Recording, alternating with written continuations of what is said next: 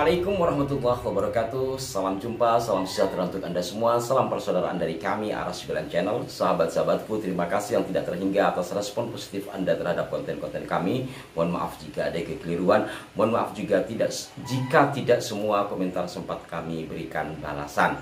Nah, baru-baru ini sahabat-sahabatku sekalian, ada yang mengirimkan link video ke Aras 9 yang isinya itu cukup mengagetkan saya. Antara lain saya akan perdengarkan kepada Anda.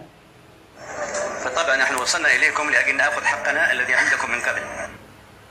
Tentu saya sampai kepada antum semua untuk mengambil apa yang kita miliki, tapi ada pada antum sekarang. Apa yang kita miliki tapi ada pada antum.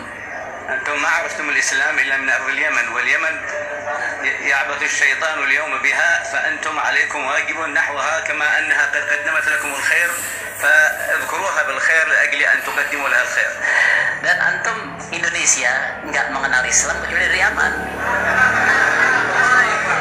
Indonesia tidak mengenal Islam, antum la ta'rifun al-Islam illa min al-Yaman. Antum tidak mengenal Islam kecuali dari Yaman, dan Yaman pada saat ini sedang diobok-obok oleh setan. Maka persembahkanlah sesuatu kepada Yaman sebagaimana Yaman mempersembahkan sesuatu kepada antum, dan sebutkan Yaman dengan baik. Antum la ta'rifunal Islam illa minal Yaman.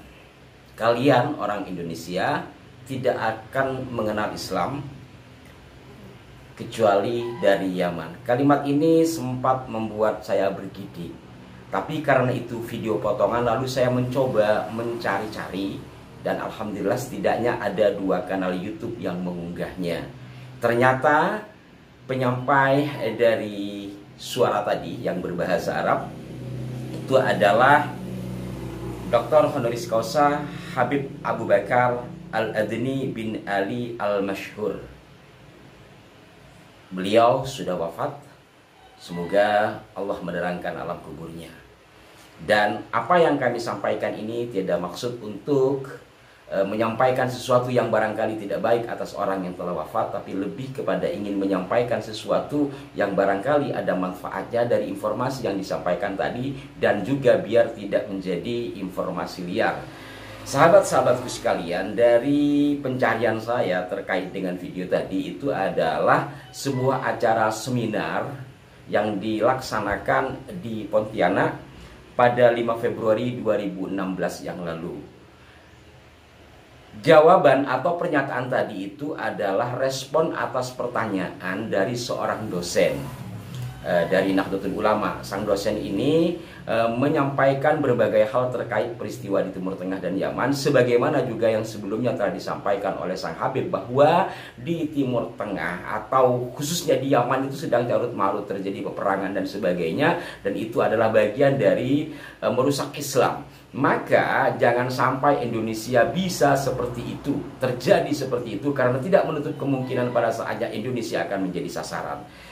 Satu nasihat yang baik menurut hemat kami. Tapi sang dosen kemudian membalik pertanyaan. Indonesia insya Allah akan baik-baik saja, kurang lebih seperti itu ya. Dan pertanyaannya, kenapa negara Anda Yaman tidak belajar ke Indonesia? Lalu dijawablah seperti tadi. Dan saya fokus kepada pernyataan beliau bahwa antum la ta'rifunal Islam illa minal Yaman. Kalian Indonesia tidak akan tahu Islam kecuali dari Yaman. Bahkan pada kalimat lanjutannya, sebagaimana Islam mengajarkan mestinya anak itu kan harus berbakti kepada orang tua. Dan pada bagian berikutnya beliau juga mengutip sebuah hadis. Dan terkait dengan Indonesia, Habib Abu Bakar Al-Adni ini juga mengatakan bahwa antara Indonesia dengan Yaman itu sudah menjadi satu kesatuan, karena orang Yaman menikahi orang Indonesia, wanita-wanita Indonesia, laki-laki Indonesia juga menikahi wanita-wanita Yaman. Tetapi yang non Habibah kalau yang Habibah kan belum boleh dinikahi, nggak tahu sekarang ya. Intinya ke sana.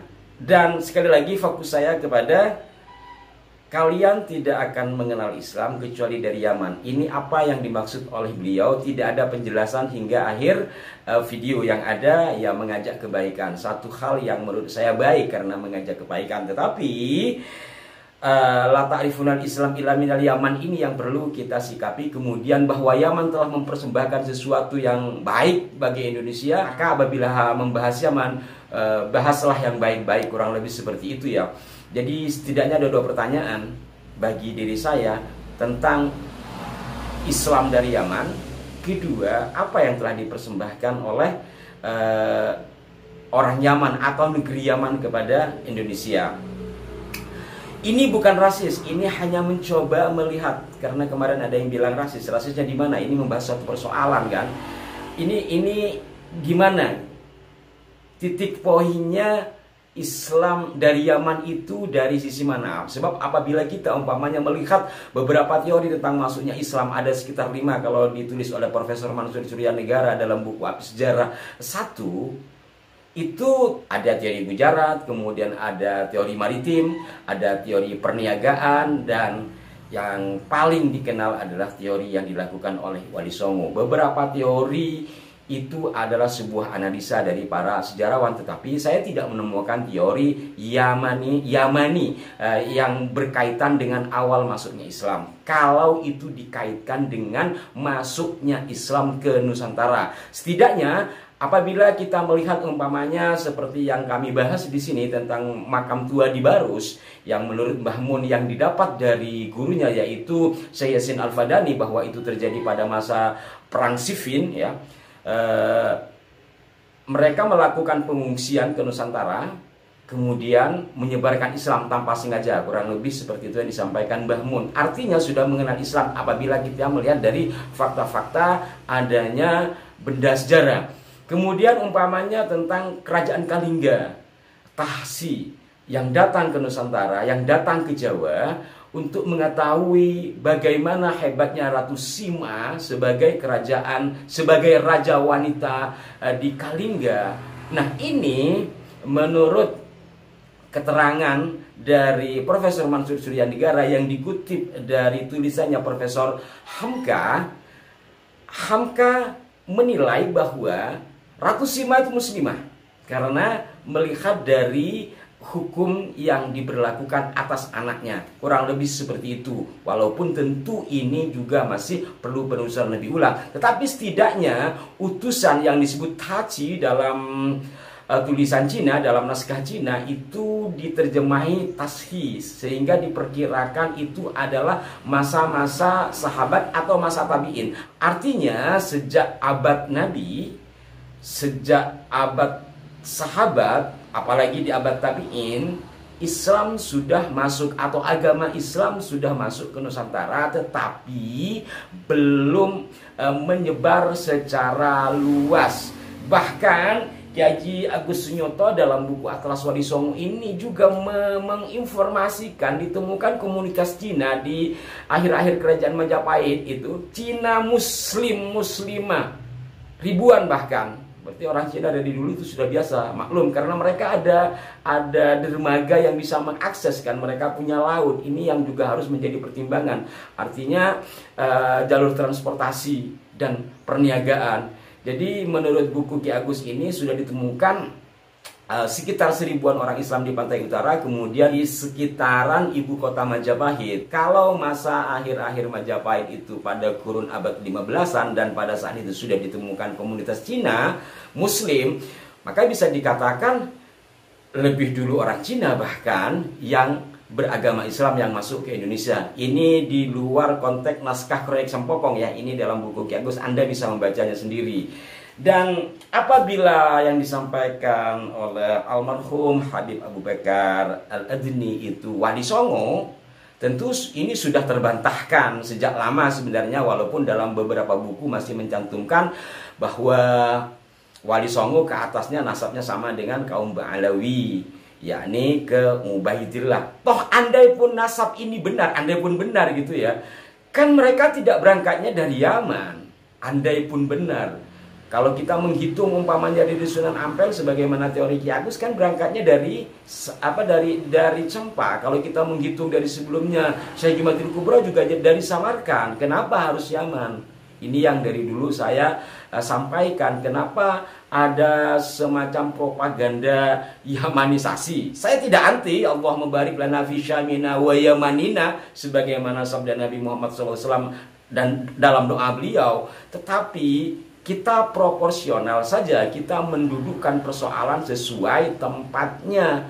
Toh dia datangnya dari mana kok dikatakan dari Yaman? Kalau mau menghitung leluhurnya, andai benar silsilah Habib itu yang ke atasnya disamakan dengan silsilah Wali Songo, kenapa harus menyebut Yamannya? Kenapa tidak sekalian sambungkan ke Rasulullah Muhammad SAW? Toh di situ punjernya. Ini sekali lagi yang dari dulu menjadi pertanyaan saya, ada apa di balik ini semua?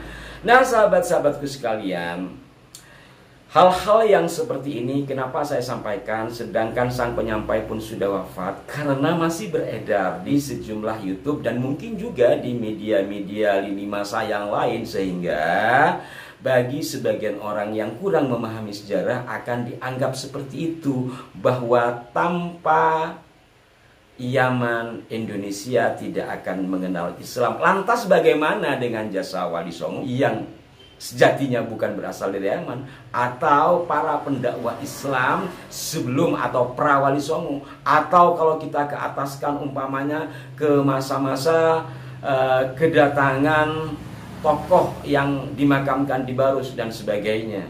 Maka jikalau kalimat tadi itu diterus-teruskan kemudian diartikan secara verbal dan diyakini begitu saja, maka secara tidak langsung telah menghilangkan jasa-jasa yang lain. Padahal apa yang disampaikan oleh beliau tadi, di mana fakta sejarahnya?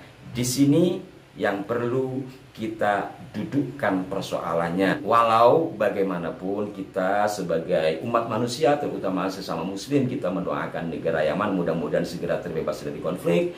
Dan juga almarhum Habib Abu Bakar Al-Adni mudah-mudahan diterangkan alam kuburnya dan dimuliakan di sisinya. Tetap saja kita berimbang di mana posisi yang harus kita kritisi, di mana posisi kita harus mendoakan. Demikian, mudah-mudahan bermanfaat. Mohon maaf jika ada kekeliruan. Saran dan kritik yang konstruktif dari Anda sangat membahagiakan bagi kami. Sampai jumpa. Wassalamualaikum warahmatullahi wabarakatuh.